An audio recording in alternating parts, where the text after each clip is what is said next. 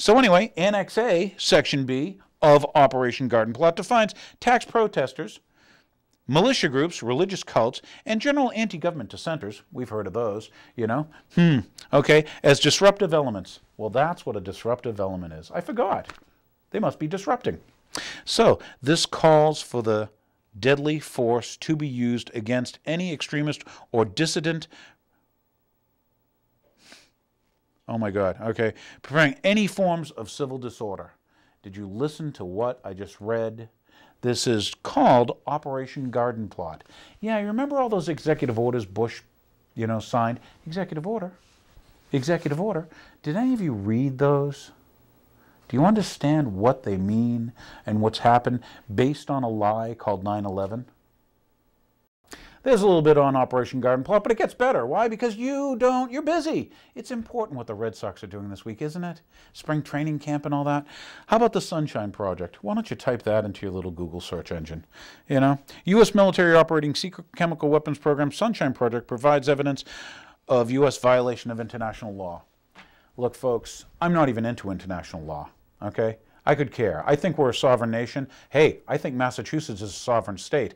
I think you may even be a sovereign person. You know, that's going to be against the law, by the way, you being sovereign. Remember the Declaration of Independence when they said, we, the people, are sovereigns. We're just like kings and queens, okay? You're the king of your own house. Remember that? That's your castle and all that stuff. No one's allowed in without your approval, okay? No one can peek in, no one can, you know, listen and wiretap your phone. But now you've got Barack H. Obama, who changed his name from Barry. But the important thing is he stopping the warrantless wiretapping? Is that what you heard? How about I'm going to close Gitmo? Oh, geez. I remember that. Oh, he's going to, wait a minute, let's go back. He runs his campaign and he says, as soon as he's elected, I'm getting the people out of Iraq. I'm getting our troops out of there. You know, the war based on lies. You know it was based on lies. You didn't find any weapons of mass destruction, did you? Hey, hold it. Let's get Bush. He's going to look for weapons of mass destruction for you. I want you to catch this clip. Those weapons of mass destruction got to be somewhere. Maybe under here.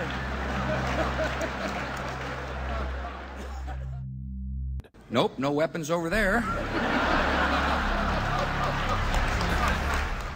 Think about it. You've got this quote change. And I said that, gee, when he ran for his you know, election thing, you know, Obama wants to be your president, okay, even though he didn't want people to look at his birth records, but Obama's going to be your president, and he's going to be different, and he's going to bring hope, hope, hope.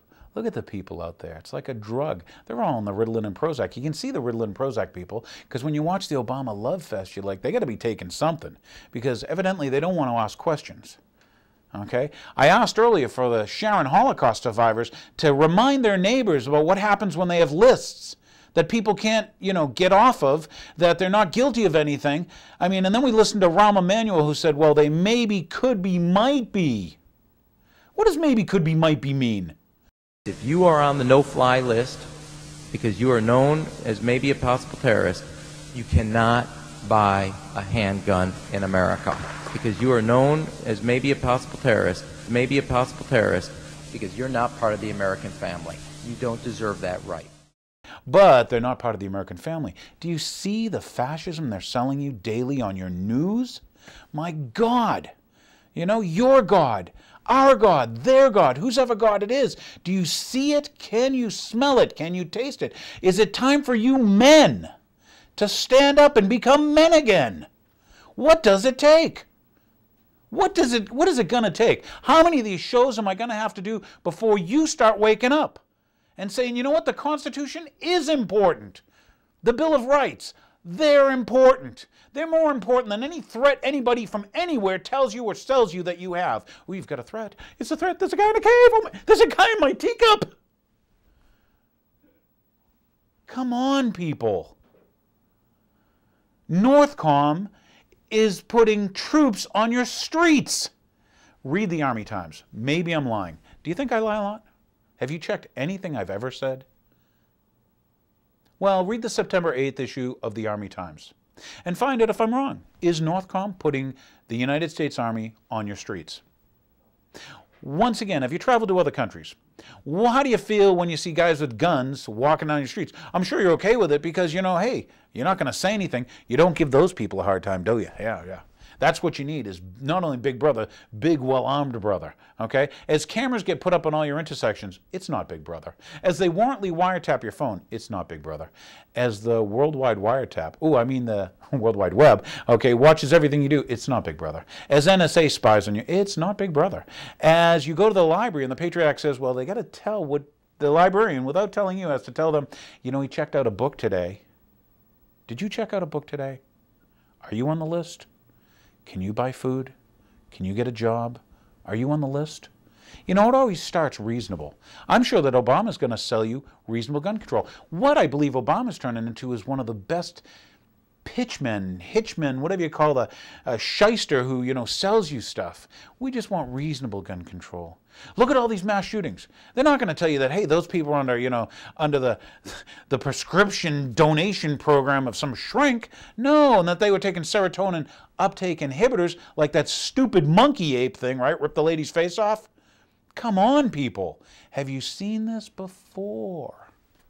When in history have they taken away people's ability to defend themselves? For you martial artists, what does karate mean? Does it not mean empty hand?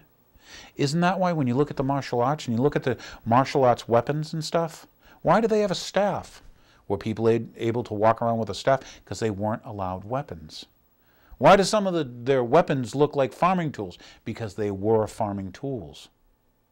And as these, by the way, millions and tens of millions of people get laid off in China, yeah, China, the country that kills 60 million. This is what Mao said, right? During his Cultural Revolution. I'm in overdrive now because you know what? They'll be killing more Chinese. And I'm not going to ask you to do anything about it. It's up to Chinese to do stuff about people killing in China. But I'm here to tell you it's time for you to do stuff about America. About, it's not Republican, it's not Democrat, it's American. Okay? It's not about security, it's about freedom and liberty. It's about you out there starting to decide, okay, that, you know, maybe I'll take an interest. Maybe I'll ask questions. Maybe I'll do my own research. Maybe I'll get out of my fear thing that the Sharon schools try to teach my children about cowering.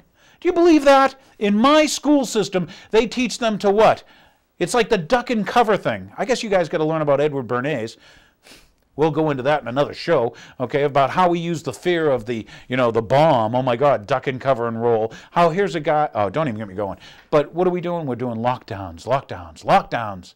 Lockdowns, baby. We got to lock our children down so they can cower. Like what, in Virginia Tech? Where they waited, we got to wait for the feds to show up. Find out if I'm wrong. You know, you can usually tell terrorism from non-terrorism. You know how? Terrorism doesn't make the news that much. You know, there were a bunch of bombings in the 70s, and it didn't make the news that much. You know why?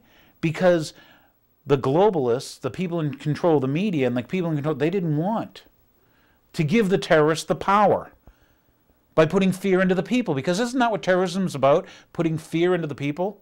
Hasn't the guy who just sold you hope spent the last 2-3 weeks putting fear into you about if we don't sign the stimulus bill? Wasn't that fear? Isn't that terrorism? But once again, years ago, when there were bombings and shootings and stuff and this and that, they didn't give them the press time and the news time. Yet now, what I find, maybe you find this, do you find this? Do you find that every time they want to push an agenda, let's say it's gun control, that all of a sudden, let's put this in the news. And it's driven and driven and driven in the news for you until, well, Congress has to act and take away your right to defend yourself. Let's go back to Columbine. Do you remember Columbine? You may not. Do you know that the principal and the chief of police were having lunch that day at a Subway? Oh, we're not there. Do you know there was supposedly 120 pipe bombs? When did the kids have time to make 120 pipe bombs and bring them in? Okay. Do you know that both the kids' parents or whatever worked at Lockheed, at one of those mind control Lockheed places? Do you know the kids were on those serotonin uptake inhibitors? You psychologists out there, I know you're not toxicologists, but you're psychologists, and you can distribute and give people prescriptions for these what? Mind-altering drugs. Why don't you psychologists come on my show and tell the Sharon viewers and tell the world viewers what happens when someone stops a regimen of serotonin uptake inhibitors. There were 100 million prescriptions for Prozac-type drugs last year. There's only 300 million people in the country. Not counting illegal aliens because we don't watch the border, but Bush told you he was worried about security.